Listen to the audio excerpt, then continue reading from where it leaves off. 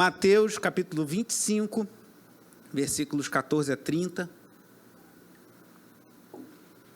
Diz assim a palavra do Eterno. E também será como um homem que, ao sair de viagem, chamou seus servos e confiou-lhe os seus bens. A um deu 5 talentos, a outro 2, e a outro 1, a cada um de acordo com a sua capacidade. Em seguida partiu de viagem. O que havia recebido 5 talentos, saiu imediatamente, aplicou-os e ganhou mais 5. Também o que tinha 2 talentos, ganhou mais 2. Mas o que tinha recebido 1 talento saiu, cavou um buraco no chão e escondeu o dinheiro do seu senhor. Depois de muito tempo, o senhor daqueles servos voltou e acertou contas com eles. O que tinha recebido 5 talentos, trouxe os outros 5 e lhe disse: o senhor me confiou 5 talentos. Veja, eu ganhei mais 5. O senhor respondeu: muito bom, servo bom e fiel. Você foi fiel no pouco, eu o porei sobre o muito. Venha e participe da alegria do seu senhor. Veio também o que tinha recebido 2 talentos e disse: o senhor me confiou 2 talentos. Veja, eu ganhei mais 2. O senhor respondeu: muito bem, servo bom e fiel. Você foi fiel no pouco, eu o porei sobre o muito. Venha e participe da alegria do seu senhor. Por fim, veio o que tinha recebido 1 talento e disse: eu sabia que o senhor é um homem severo, que colhe onde não plantou e junta onde não semeou. Por isso tive medo, saí e escondi o seu talento no chão. Veja, aqui está o que pertence ao senhor. O senhor respondeu: servo mau e negligente, você sabia que eu colho onde não plantei e junto onde não semeei. Então você deveria ter confiado o meu dinheiro aos banqueiros, para que, quando eu voltasse, o recebesse de volta com juros. Tirem o talento dele e entreguem-no ao que tem 10, pois a que tem, mais será dado, e terá em grande quantidade. Mas a que não tem, até o que tem lhe será tirado. E lancem fora o servo inútil nas trevas, onde haverá choro e ranger de dentes. Oremos. Pai amado e bendito, essa é a tua palavra, Senhor. Ai de mim acrescentar ou tirar 1 vírgula, 1 tio da tua palavra, pois aqui não é palavra de homem, mas a palavra do eterno e único Deus. Senhor, em nome de Jesus, que o teu Espírito Santo fale a corações nessa manhã, nos desperte, nos alerte, pois o Senhor tem nos concedido muito, e cabe a nós multiplicar o muito que o Senhor tem dado, pois tudo que recebemos é do Senhor, tudo que recebemos pertence a Ti, e nós somos privilegiados de sermos mordomos, administradores das bênçãos que o Senhor nos concede, que possamos ser servos bons e fiéis para a glória do Teu nome. Fala aos corações aqui nessa manhã, em nome de Jesus. Amém. Os amados podem sentar.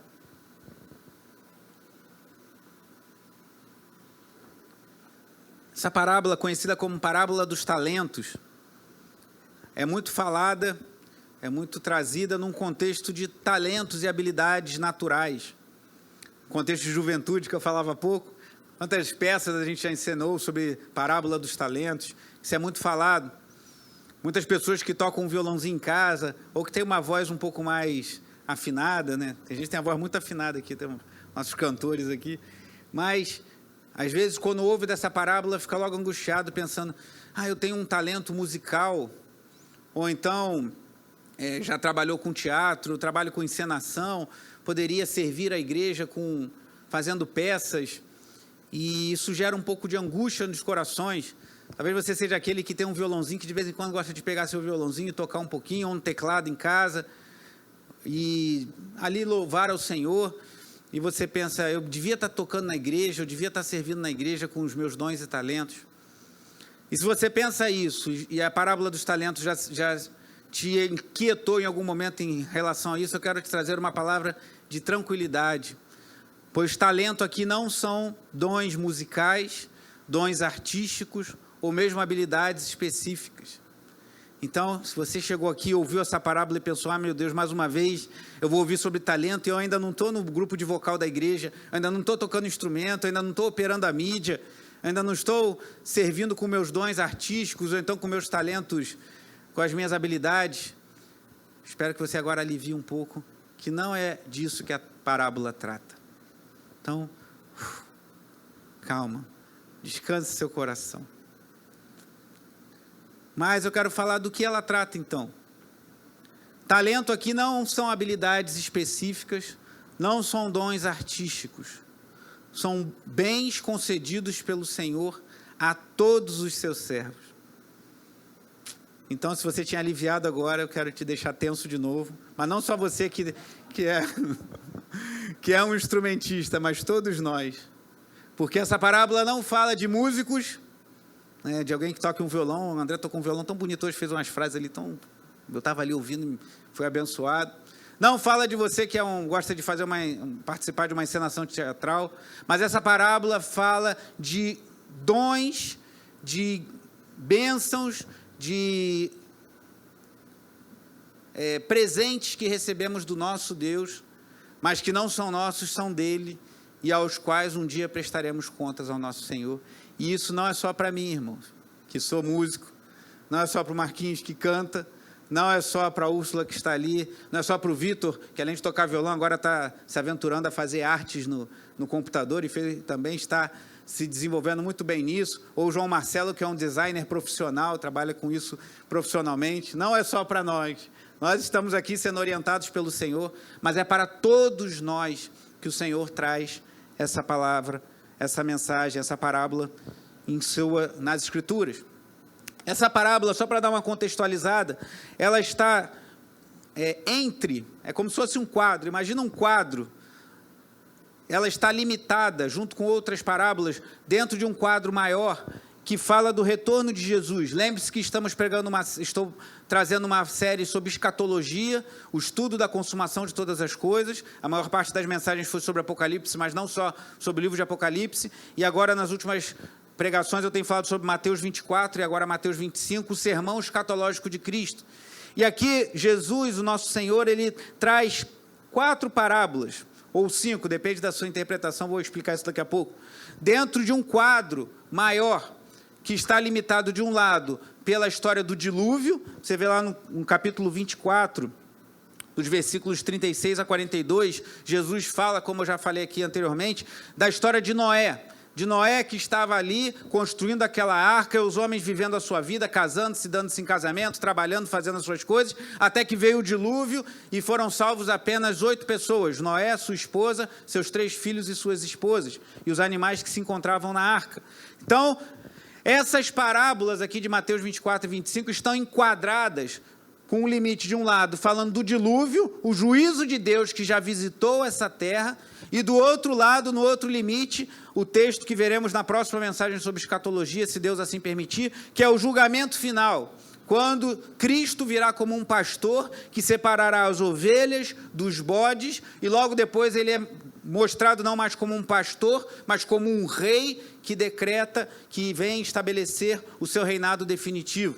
Então, temos ali 4 parábolas, essa última eu vou falar na próxima mensagem, o julgamento das nações. Uns dizem que não é exatamente uma parábola, uns dizem que é quase uma parábola, então vamos tirá-la desse bojo e vamos pensar assim: Jesus fala de Noé, do dilúvio, ou seja, de um juízo de Deus que já foi derramado sobre a terra e que pessoas que não creram na mensagem pregada por Noé, o pregador da justiça dos seus dias, foram consumidas, foram mortas, foram consumidas pelas águas do dilúvio. De um lado, aí vem essas 4 parábolas, que essa que estamos vendo é a última, e vem o julgamento que ainda acontecerá. O dilúvio já aconteceu. O juízo já foi derramado, mas haverá um outro juízo na volta de Jesus. Jesus Cristo vai voltar a essa terra, Jesus Cristo vai voltar em grande poder e glória, como vimos quando eu expus o capítulo 19 de Apocalipse. Ele vai voltar nas nuvens dos céus, não mais numa manjedoura, não mais numa situação humilde, mas em grande poder e glória, e virá como um pastor que se apresenta como um pastor, mas que se apresenta também como um rei, que virá julgar todas as nações. Então, entre o juízo que já aconteceu lá no dilúvio e o juízo que ainda acontecerá quando Cristo voltar, ele apresenta essas 4 parábolas, a saber, ainda no capítulo 24, a do dono da casa e o ladrão, que ele diz que a vinda de Cristo vai ser inesperada, assim como um ladrão. Se o dono da casa soubesse, se o ladrão está chegando, ele ia se proteger, mas nós não sabemos o momento, não sabemos a hora em que o nosso Senhor voltará, então precisamos estar vigilantes, alertas. Depois a outra parábola dos servos, o servo bom que se prepara para o retorno do seu Senhor, e o mesmo servo depois fala que ele se torna mau e negligente, e ele começa a espancar, começa a beber, fazer um monte de coisa errada, e o seu Senhor vem a hora que ele não espera e o surpreende. A outra parábola, que foi a abertura feita pelo diácono Valquírio, tema da pregação de semana passada, das 10 virgens, que era uma espécie de 10 damas de honra, que deveriam receber o noivo, e 5 foram prudentes, e estavam preparadas para a chegada do noivo, e deram brilho à sua chegada, como nós devemos estar preparados para a vinda de nosso Senhor. E as outras 5 eram nécias, eram imprudentes, eram insensatas, e não entraram no grande banquete das bodas, como nós veremos pessoas que vão desprezar a palavra de Deus e não estarão no banquete do Cordeiro. E chegamos então à parábola dos talentos, a quarta dessas, antes de chegarmos a essa semi-parábola, por assim dizer, ou quase parábola, como diz o autor Craig Blomberg, essa quase parábola do julgamento final. Mas o que quer dizer a parábola dos talentos? O que significa?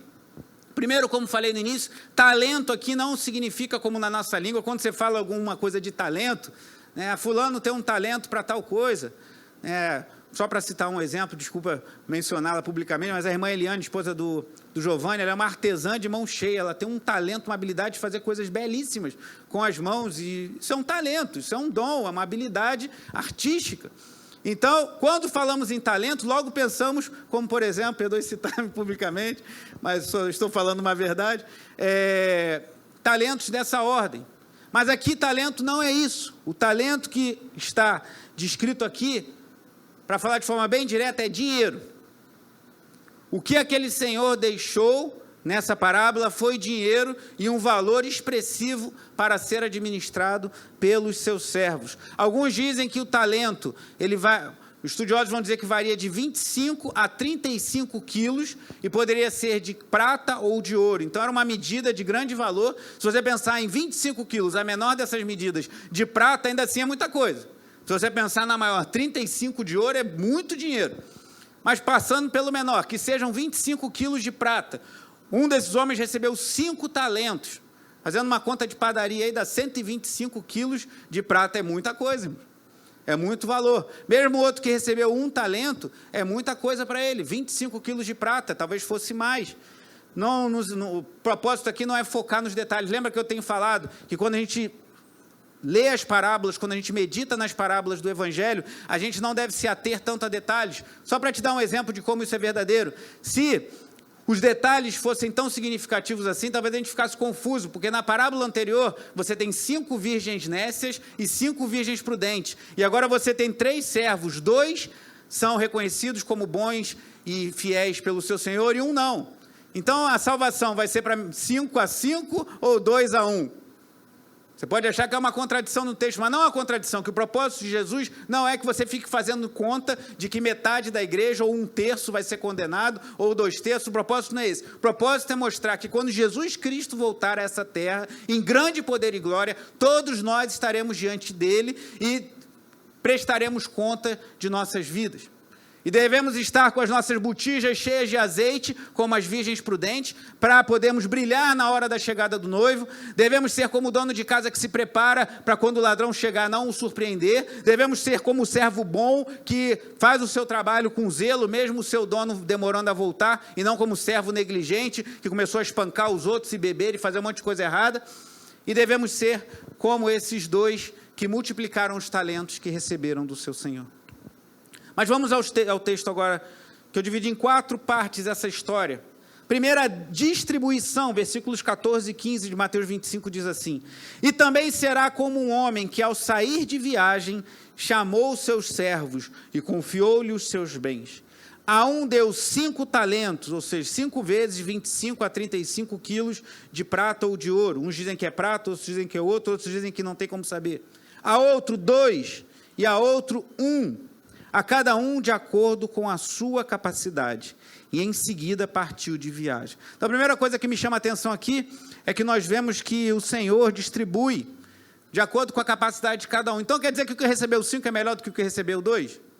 só para dar um spoiler aqui, para adiantar um pouquinho, que vamos ver logo em seguida, você vai observar que o discurso do Senhor para o que recebeu 5 e multiplicou e conseguiu mais 5, e o discurso do Senhor para o que multiplicou 2 e conseguiu mais 2 talentos, foi exatamente igual. Não há uma hierarquia de valor. Pelo fato de eu estar aqui sob essa plataforma, expondo a palavra, eu não sou melhor do que a primeira pessoa que está aqui. Não há uma hierarquia de valor no reino de Deus, um é melhor do que o outro. Há uma hierarquia de responsabilidades, de atividades na igreja. O pastor tem as suas funções e responsabilidades, o diácono tem as suas, o líder tem as suas, cada um tem a sua responsabilidade. Mas não há uma hierarquia de valor. O de 5 talentos não é melhor do que o recebeu 2, nem sequer do que recebeu 1. Mas conhecendo a capacidade de cada um de seus servos, aquele Senhor distribuiu de forma equânime, mas não igualitária, de forma que atendesse às necessidades e capacidades de cada um. E assim é que o Senhor Jesus faz conosco. Deus não vai te dar uma demanda, uma responsabilidade, além daquilo que você possa suportar. Nem mesmo, como diz 1 Coríntios 10, 13, Deus é fiel e não permitirá que sejamos tentados além daquilo que possamos suportar, mas antes, juntamente com a aprovação, Ele enviará o livramento.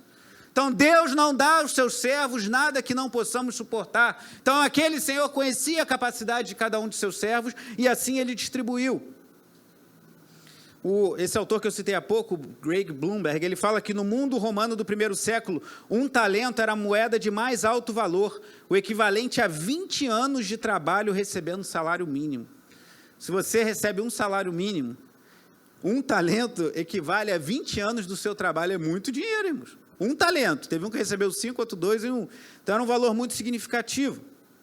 Mas esse talento, se eu falei, não há os dons espirituais, não são os dons artísticos, não são as habilidades naturais, o que é? Ele diz, continua aqui esse autor, tudo que Deus nos concede, nossos bens, capacidades, oportunidades, tempo, circunstâncias, Ele nos ordena que administremos bem. O pastor John Piper falou certa feita que no dia do juízo final, o Twitter, o Facebook, agora a gente poderia colocar um Instagram, serão de grande utilidade, irmãos. Para quê? Para nos mostrar que a nossa falta de oração não era falta de tempo. Você tem tanto tempo para essa inutilidade de redes sociais, perdoe a franqueza. Não que seja pecado você fazer uso disso, mas é muita inutilidade. E você não tem tempo para orar e ler a Bíblia. Então, o que ele diz, repetindo aqui o Bloomberg?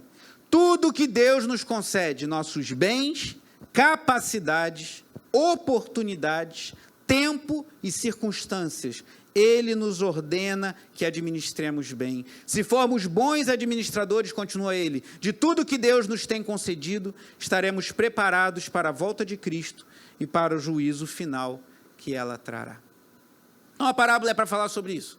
Como eu tenho dito, a parábola tem uma espécie de moral da história, tem um assunto principal. Não devemos nos ater a detalhes, como disse há pouco, senão você vai achar que Jesus se contradisse nas suas próprias parábolas. Mas devemos atentar à moral da história, o que Jesus quer nos dizer. Então, primeiro a distribuição, distribuiu dessa forma.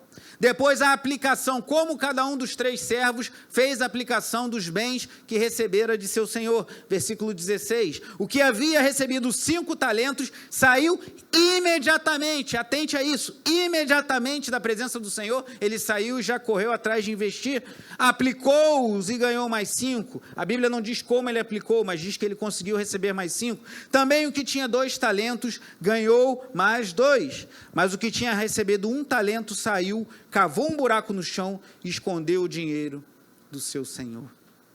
Um outro autor, perdoe-me citar, mas aqui é bom você ler, que tem muita coisa boa para a gente ler. Ele diz sobre esse terceiro o seguinte: o que ele tinha feito foi tratá-lo como coisa morta, o talento que ele recebeu, que como todas as coisas mortas, enterrado, ficava melhor. Ele recebeu um bem do seu senhor e ele fez como a gente faz com um cadáver. Você bota sob a terra. Ele enterrou como se aquilo estivesse morto. E talvez, aí a Bíblia não fala, mas a gente pode conjecturar, ele tenha assim pensado, deixa aquilo quieto lá, porque ninguém vai pegar. Quando ele voltar, vai estar garantido que é dele. E eu não vou ter trabalho de me preocupar, se eu aplicar, eu ouvindo um pastor falando sobre esse texto, ele falou que uma vez conversou com um investidor, uma pessoa que investia muito dinheiro e tudo, e ele falou que... E aí, como é que é esse negócio de investir? Ele falou, gera muita atenção, muita preocupação. Por quê? Por causa da Bolsa de Tóquio. Ele falou, Bolsa de Tóquio? O que tem a ver minha vida financeira com o Japão? Tóquio fica no Japão. Porque é o seguinte, quando a gente dorme aqui, a Bolsa de Tóquio está abrindo lá. Então, se você é um investidor, você tem que saber o que está acontecendo na Bolsa de Tóquio, só que isso acontece de madrugada. Aí, você ficar de madrugada acompanhando a Bolsa de Tóquio, quando chega no outro dia de manhã, você tem que ficar ligado que a Bolsa de Nova York vai estar abrindo, a Bolsa de São Paulo vai estar abrindo. Então, o cara que fica fissurado nisso, ele fica louco. Então, talvez ele tenha pensado, se eu ficar dando dinheiro para os banqueiros, eu vou ter que ficar vendo se está rendendo ou não. Se eu comprar algum comércio para poder multiplicar esses valores, eu vou ter que me preocupar. Deixa eu enterrar como a gente faz com um cadáver, enterra esse talento lá e quando ele voltar vai estar guardadinho para ele. Ele aplicou dessa forma, enquanto os outros saíram e logo aplicaram o que tinham recebido do seu Senhor. E aí vem a terceira parte, a primeira foi a distribuição, a segunda a aplicação, a terceira a prestação de contas, versículo 19. Depois de muito tempo, o senhor daqueles servos voltou e acertou com eles. Só até aí por enquanto, irmãos. Isso tem algo muito importante que nós devemos estar atentos, que está no contexto do que Jesus está falando aqui. Lembre do quadro que eu falei. Está enquadrado entre o dilúvio e o juízo de Deus que já aconteceu, que Jesus conta essas 4 parábolas, e o juízo de Deus que ainda virá quando Jesus voltar para julgar as nações. Então, Jesus está falando sobre isso, e ele aqui fala que depois de muito tempo, o senhor daqueles servos voltou e acertou conta com eles. Talvez você pense assim, mas Jesus está demorando a voltar. Eu tenho 30 anos e ouço isso desde criança, quando ia para a escolinha dominical com os meus pais. Eu tenho 60 anos, estou começando a frequentar a igreja agora, mas eu ouço disso na televisão, ouço isso de amigos crentes, se liga que Jesus vai voltar. Talvez você tenha até uma idade mais avançada e você ouve há muito tempo, mas não só no nosso período de existência. A igreja prega isso há 2000 anos e Jesus não voltou ainda, ele está demorando, mas um dia ele vai voltar. E no dia que ele voltar, que Deus tenha misericórdia da sua vida, que Deus tenha misericórdia da minha vida. Porque eu falar isso para vocês, irmãos, como eu falo às vezes, eu estou botando uma faca no meu pescoço. Porque você que está ouvindo isso, assume uma responsabilidade diante de Deus. Não tem para onde fugir. Acabou. Então, tu não devia ter vindo hoje de manhã, devia ter fugido. Mas agora você está aqui, já era. Você está acompanhando. Não desliga o seu YouTube. Já foi. Você vai prestar contas a Deus. Só que eu que estou falando isso para você, assumo uma responsabilidade dobrada. Que além de estar ouvindo isso, eu estou falando isso. E eu também vou prestar contas a Deus. Então, todos nós um dia, assim como aqueles servos, quando do retorno do seu Senhor prestaram contas a Ele, um dia eu e você, todos nós, prestaremos contas a Deus do que fizemos com os talentos, ou seja, com as riquezas, com os bens, com o tempo, com as circunstâncias. Alguns autores, como Calvino, entendem aqui que são dons espirituais concedidos à Igreja de Cristo. Deus derrama dons espirituais. Você não precisa ser músico, não precisa ser... Tem até gente que fala do levita, não tem mais levita, os levitas já foram. Era no contexto do sacerdócio levítico do Antigo Testamento. Hoje é músico mesmo. E música às vezes é complicado. Como eu sou músico, né, Marquinhos? Eu posso falar abertamente, mas também são uma bênção. Mas não é dons artísticos. Mas Deus derrama dons sobre todos nós e um dia prestaremos contas a Deus dos dons que Ele concedeu a nós. E como estará a nossa vida nesse grande dia de prestação de contas? O que apresentaremos a Cristo quando Ele vier em grande poder e glória e se colocar diante de nós e nós estivermos ali para prestar contas a Ele? E aí sim vem a retribuição. Primeiro falei da distribuição, depois da aplicação dos talentos pelos 3 servos, a prestação de contas e a partir do versículo 20 a retribuição. Diz assim, o que tinha recebido 5 talentos, trouxe os outros 5 e disse, o Senhor me confiou 5 talentos, veja, eu ganhei mais 5. Preste atenção na resposta do Senhor. O Senhor respondeu, muito bem, servo bom e fiel. Você foi fiel no pouco, eu o porei sobre o muito. Venha e participe da alegria do seu Senhor. Veio também o que tinha recebido 2 talentos e disse, o Senhor me confiou 2 talentos, veja, eu ganhei mais 2. O Senhor respondeu, muito bem, servo bom e fiel. Você foi fiel no pouco, eu o porei sobre o muito. Venha e participe da alegria do seu Senhor. Observe que a resposta para o que tinha 2 e o que tinha 5 é exatamente igual. Deus não vai cobrar do que Ele deu 2, que multiplique na medida do que recebeu 5. Então você vai prestar contas a Deus daquilo exatamente que Deus concedeu e confiou a você. E a resposta para aquele que for bom e fiel vai ser a mesma, independente se rendeu 2 ou 5 talentos, a resposta é exatamente igual. Mas eu quero chamar a atenção para um detalhe, irmãos. Lembra que eu falei que o talento podia pesar de 25 a 35 quilos de ouro ou prata? E aqui um autor que eu citei fala de 20 anos de quem ganha de trabalho de um salário mínimo 1 talento. Um deles recebeu 5 talentos e multiplicou por mais 5, isso é muito dinheiro, irmão. É um valor muito alto. Mas você viu o que o Senhor falou para ele? Você foi fiel no pouco. Sabe o que isso quer dizer? Que tudo que a gente recebe nesse mundo, toda a glória desse mundo, tudo que recebemos, por mais que pareça muito aos olhos dos homens, por mais que pareça muito aos nossos olhos, não se compara com a glória de ser revelada em nós, irmão. Tudo que tem nessa terra é pouco, frente ao que nós gozaremos na glória dos céus, na glória do Senhor, e nos novos céus e na nova terra.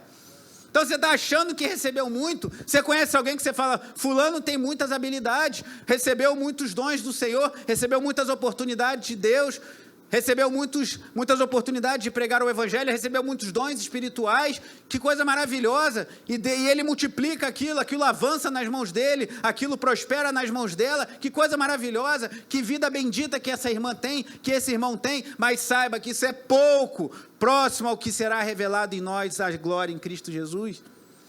Há uma expectativa de grande glória, irmãos, isso é pouco diante do que Deus tem para nós.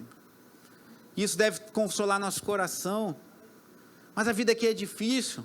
Multiplicar os talentos, fazer com que as riquezas do reino de Deus, os dons espirituais que Deus nos concede, prosperarem, avançarem, eu evangelizar. Deus me deu o dom da fala, Deus me deu o dom do conhecimento da sua palavra, Deus me deu oportunidade, me deu circunstâncias. Eu preciso abrir meus lábios e pregar o evangelho, mas tem hora que dá trabalho.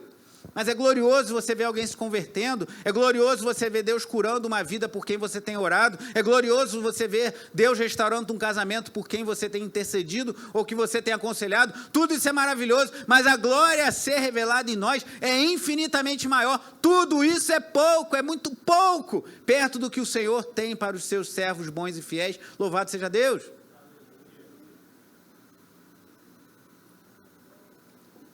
Essa tem que ser a nossa esperança, irmãos. Não pense pequeno, assim, de Deus. Tem gente que pensa assim, não penso pequeno, então tem que pedir a Deus uma casa na praia, tem que pedir a Deus um carro do ano. Você está pensando muito pequeno. Aí você não está pensando pequeno, não, você está pensando muito pequeno. Não pense pequeno do que Deus há de revelar em nós em Cristo Jesus. A criação, como diz Paulo em Romanos 8, ela almeja, ela espera com expectativa a revelação dos filhos de Deus. Um dia teremos corpos glorificados, um dia não teremos mais doença, não teremos mais dor no joelho, não teremos mais dor de cabeça, não teremos mais cansaço, não teremos mais fome, não teremos mais dor, não teremos mais sede, não teremos mais dívidas, não teremos mais preocupações, não teremos mais tristezas, mas viveremos em plenitude de alegria, no lugar onde não haverá mais choro nem pranto, pois tudo que passamos aqui terá passado. Louvado seja o nome do Senhor. Essa é a recompensa gloriosa para aqueles que vivem para a glória de Deus. Você acha que recebeu muito? E talvez tenha recebido muito também, mesmo. Se você tem uma família, e aqui eu quero fazer uma pequena parêntese aqui, que a nossa família são dons de Deus que Deus nos concede, irmãos.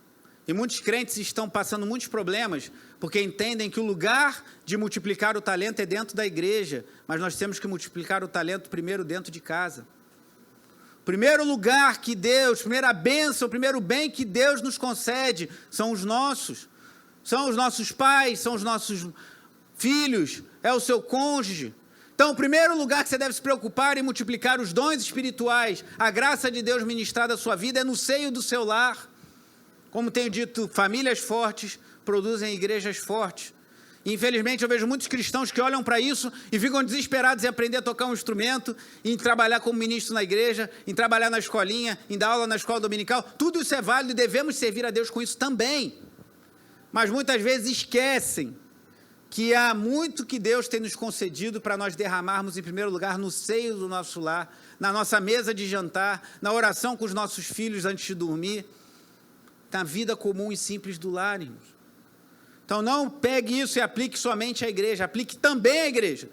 Distribua, use seus dons na igreja para a glória de Deus no que fazemos aqui, mas não limite a igreja, pois muitos cristãos, como é triste, irmãos. Semana eu ouvia de um pastor conhecido, que seu filho se envolveu numa situação muito complicada, e aquilo entristece o nosso coração, que eu sei que é um homem muito dedicado ao serviço a Deus, um homem muito dedicado à obra de Deus há muitos anos. Não podemos julgá-lo, eu não sei o que aconteceu, mas a gente faz uma reflexão, será que ali foi dedicação exclusiva ao talento que recebe dentro da igreja e esqueceu um pouquinho de casa, e agora a fatura do cartão de crédito chegou, como diz um amigo meu? Multiplique seus talentos dentro do seu lar, em primeiro lugar, e também no seio da igreja. Mas falamos dos bons, dos servos bons e fiéis, mas tem o terceiro, versículo 24.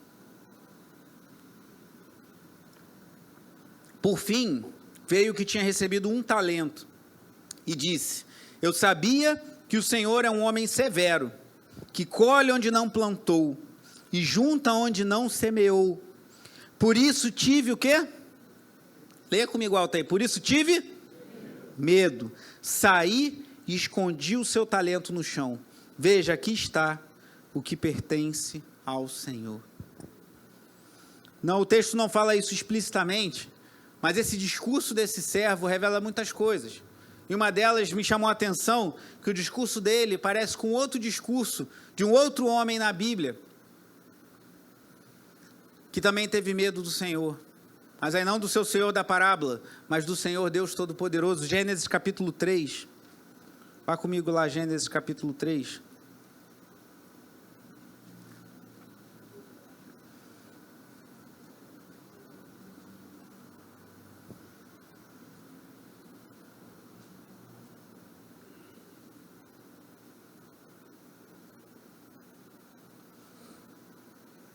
Em Gênesis capítulo 3, o relato da queda, quando o primeiro casal desobedece a Deus, versículos 8 a 10 diz assim: ouvindo o homem e sua mulher os passos do Senhor Deus, que andava pelo jardim quando soprava a brisa do dia, esconderam-se da presença do Senhor. Eles já tinham pecado aqui, entre as árvores do jardim. Mas o Senhor Deus chamou o homem perguntando: onde você está? E ele respondeu: ouvi teus passos no jardim e fiquei porque estava nu e por isso me escondi. A atitude do servo infiel me lembra a atitude do primeiro homem que pisou sobre essa terra, Adão, que após pecar, após ser seduzido pelo discurso da serpente que seduziu a mulher, ele quebrou a sua aliança com Deus, ele rompeu o seu pacto de obediência ao Senhor, e ele agora passou a ter uma relação de medo para com Deus. Ele que antes tinha um relacionamento aberto, ele antes que não tinha vergonha, não tinha medo, agora ele tem medo de Deus. E isso me faz pensar que esse servo mau e negligente, ele teve a oportunidade de receber, de gozar das bênçãos do Senhor, dos talentos, do talento que Deus confiara a ele, mas ele não entendeu exatamente quem era Deus, ele não era convertido, pois eu não creio que alguém possa perder a salvação. Eu creio que ele foi alguém que esteve no âmbito, é uma parábola, é claro, isso aqui não é uma história real, é uma parábola, mas que nos aponta para realidades espirituais. Então ele teve a oportunidade de estar com o povo de Deus, mas ele não entendeu quem era Deus, não entendeu que o seu Senhor era generoso, era maravilhoso, era bondoso, e confiava responsabilidades a ele também, mas era um Deus bondoso, e assim como Adão, ele teve medo. E eu te pergunto, quem é Deus para você? Deus, para esse servo infiel, era um homem severo, que colhe onde não plantou e junta onde não semeou. Isso fez com que ele tivesse medo. Se Deus para você é o Deus Todo-Poderoso que Ele é santo como cantamos aqui amanhã, que Ele é, mas está distante,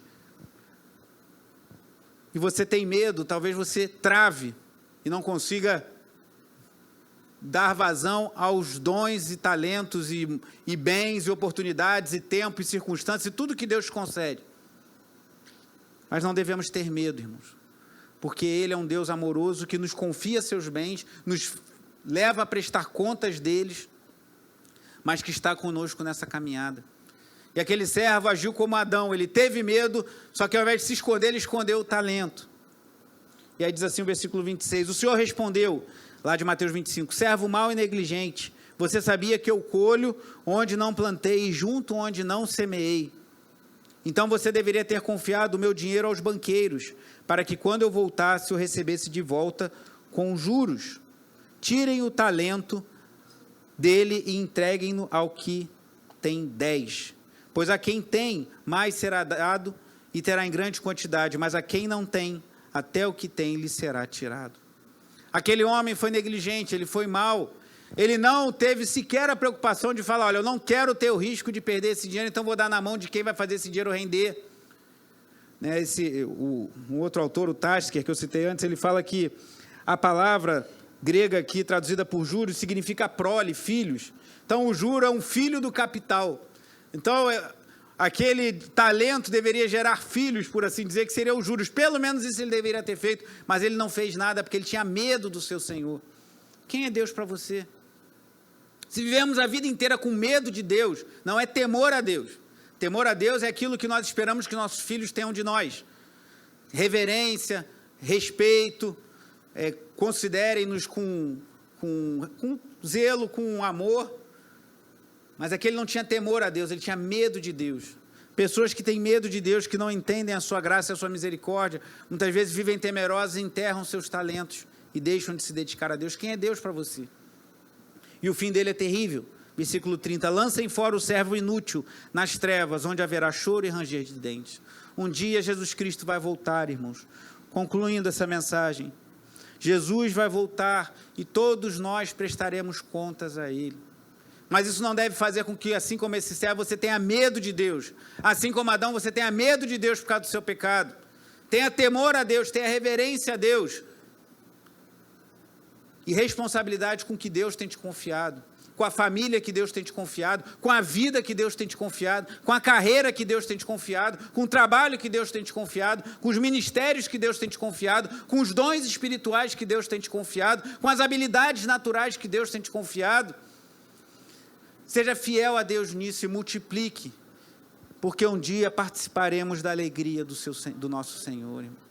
Um dia veremos, como diz lá em Malaquias, a diferença explícita que faz entre aquele que serve a Deus e aquele que não serve a Deus.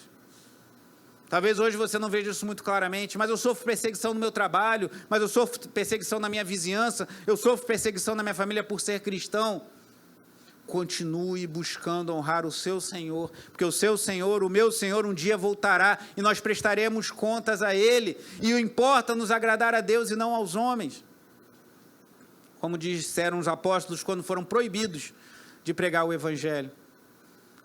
Multiplique o que Deus tem te concedido. Multiplique o teu tempo na presença de Deus. Multiplique em seus lábios os cânticos de louvor a Deus. Ouça louvores, cante louvores. Inunde a sua casa com louvores a Deus. Inunde a sua mente, talvez numa condução. Eu não posso ir cantando na condução. Bota um fone e vai ouvindo louvores a Deus. Inunde a tua mente com a glória de Deus. Inunde o teu coração com a palavra de Deus. Inunde o seu colchão com as suas lágrimas derramadas diante do Altíssimo. Inunde a sua vida, da vida da igreja, a nossa congregação, com o seu serviço fiel a Deus. Multiplique os talentos. Se você recebeu 5, multiplique na medida que Deus te deu. Se você recebeu 2, multiplique na medida que Deus te deu. Se você recebeu 1, multiplique na medida que Deus te deu. Mas pegue tudo que você tem e consagre ao Senhor, pois um dia Ele voltará para prestar contas. E como estaremos nesse dia? Como esse servo que tinha medo de Deus? Ou como o servo bom e fiel que saiu imediatamente? Que você, o meu desejo, a minha oração nessa manhã é que você saia imediatamente desse lugar quando acabar esse culto, que você saia dessa live imediatamente assim que encerrar e você coloque diante de Deus os seus dons e talentos. Senhor, eu quero te honrar, Senhor, eu quero te servir e quero ouvir do Senhor naquele grande dia. Muito bem, servo bom e fiel, você foi fiel no pouco, eu o porei sobre o muito. Venha e participe da alegria do seu Senhor. Venha e participe da alegria do seu Senhor. Tudo que recebermos nessa vida, irmãos, é pouco comparada à glória que há de ser manifestada em nós. Feche seus olhos, faça a sua oração. Lucas 19 também tem uma parábola que não é a mesma, mas é semelhante. Você pode ler depois, a parábola das minas. Mas apresente sua vida diante do Senhor nesse momento.